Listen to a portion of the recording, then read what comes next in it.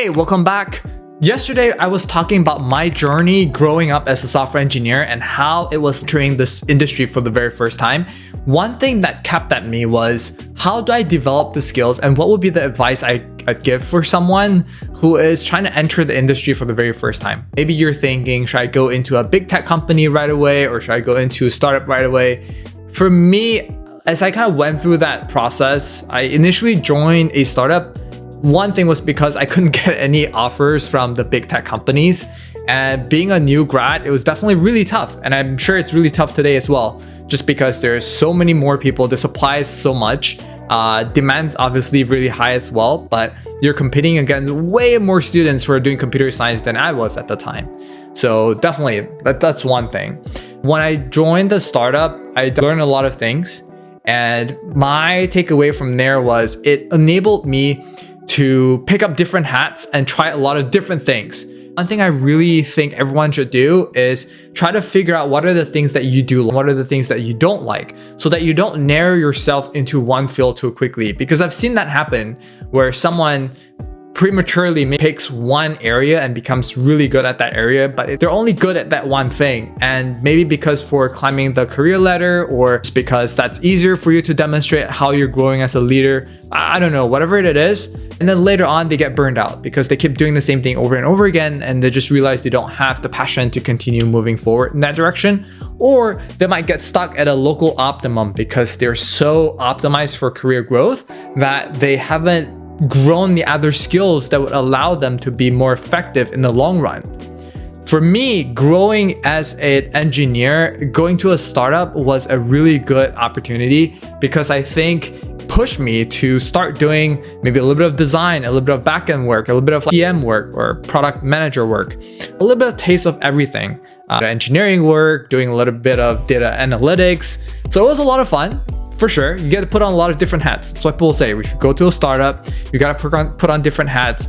You kind of understand where the customers are coming from, what the technology looks like, and you want to be really mindful of the cost as well, right? Because the startup is really constrained for budget. You can't just develop it because you think it's cool. You got to figure out who is it going to serve, the customer's going to use it or not, and where the money's going to come from. So I think that's very different from going to a big tech, because after I went to big tech, it's a whole different scenario over there. In big tech, they have a lot of money and everyone's very specialized. You pick one area and you get really good in that area. And they can afford to have that because companies have a lot of money, big tech companies have a lot of money, and they hire a lot of people. So they can afford to have one person focusing on one thing and doing that really well. Because if you improve that by 5%, 10%, that's gonna translate to millions of dollars saved or generated for the company. And in big tech, millions of dollars, that's just a drop in the bucket. It barely means anything. But for a startup, that could be life and death. So that's the one thing I think you should think about, right? If you're considering going to a startup or going to a big tech, I'm really glad that I went to a startup first because it gave me all of those things, skills, experience that allowed me to understand, figure out what I was really good at and what are the areas I liked.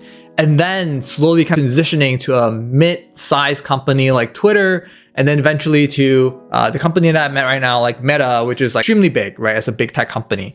50, 60,000 people. So it felt like I was growing in my career for sure with the company size, scaling issues, the problems that different companies run into. Culture is very different. And I'm going to reserve another session for that, just talking about culture specifically. But definitely it's something that you do realize from a smaller company to a bigger company, problems that they have, how they solve those problems, what are the things they're trying to prioritize as they're growing. It's very different. Startups are more life and death. They're trying to figure out if they can survive the next month.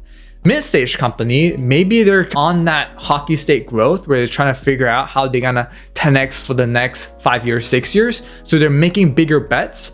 Whereas bigger companies are a little bit more stable. So they're not taking as big of a bet, but still tons of opportunities just because the size of the company, there's always something interesting that you can find, and the quality, the caliber of talent of people that you work with every single day, that's top notch as well.